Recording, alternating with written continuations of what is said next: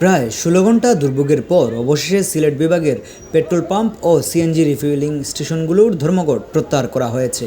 দুপুর ২টায় জেলা প্রশাসকের কার্যালয়ে প্রশাসন ও রাজনৈতিক নেতৃবৃন্দের সঙ্গে বৈঠক শেষে ঢাকা ধর্মঘট প্রত্যাহার ঘোষণা দেন Bangladesh petroleum dealers, distributors, agent and petrol pump owners অ্যাসোসিয়েশনের বিভাগীয় সভাপতি জুবায়ের আহমেদ চৌধুরী। ব্রাহ্মণ্য আদালতের জরিমানা আদায়ের প্রতিবাদে ও বিভিন্ন হয়রানির অভিযোগে গতকাল বুধবার রাত 10টার দিকে সিলেট বিভাগের সব পেট্রোল পাম্প ও সিএনজি স্টেশনে ধর্মঘট ডাক দেওয়া হয়। এর ফলে রাত থেকেই বন্ধ হয়ে যায় জ্বালানি তেল ও গ্যাস বিক্রি, যা সাধারণ মানুষ ও পরিবহন চালকদের ভোগান্তিতে ফেলে। সকালে মহানগরের বিভিন্ন পেট্রোল পাম্পে গাড়ির দীর্ঘ সারি দেখা যায়। ভোর থেকে লাইনে দাঁড়িয়েও জ্বালানি না পেয়ে ক্ষোভ প্রকাশ করেন চালকেরা।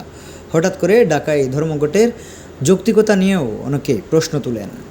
সংকট নিরসনে দুপুরে জেলা প্রশাসকের কার্যালয়ে জ্বালানি তেল ব্যবস্থাপনা সংক্রান্ত এক জরুরি বৈঠক অনুষ্ঠিত হয়। বৈঠকে সভাপতিত্ব করেন জেলা প্রশাসক মোহাম্মদ সারওয়ার আলম।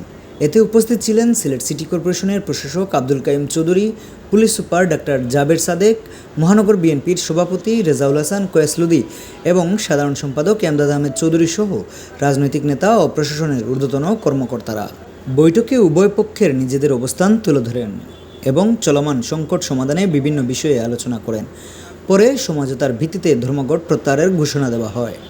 ধর্মঘট প্রত্যাহারের ফলে পেট্রোল পাম্পগুলোতে স্বাভাবিকভাবে কার্যক্রম শুরু হয়েছে এবং জনজীবনে স্বস্তি ফিরতে শুরু করেছে। পাশাপাশি ভবিষ্যতে যে কোনো সমস্যা আলোচনার মাধ্যমে সমাধান করা হবে বলে আশ্বাস দিয়েছেন সংশ্লিষ্টরা। শিপন চন্দ্র জয়, সিলেটের মানচিত্র।